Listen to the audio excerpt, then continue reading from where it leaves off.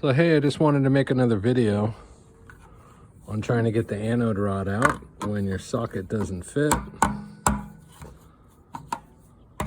So all my sockets will not fit inside this type of cap here, and I am unable to remove this cap.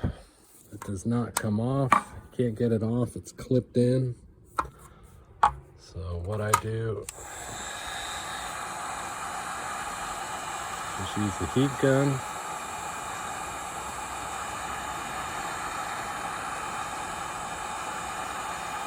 And that way I can fit my socket in.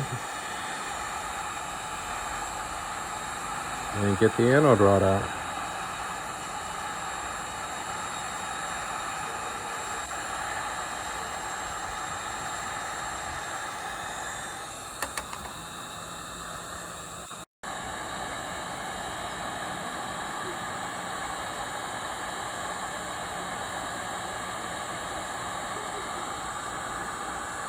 You want to make sure you line it up too perfectly when you put it in. Then I use a mallet to tap it down.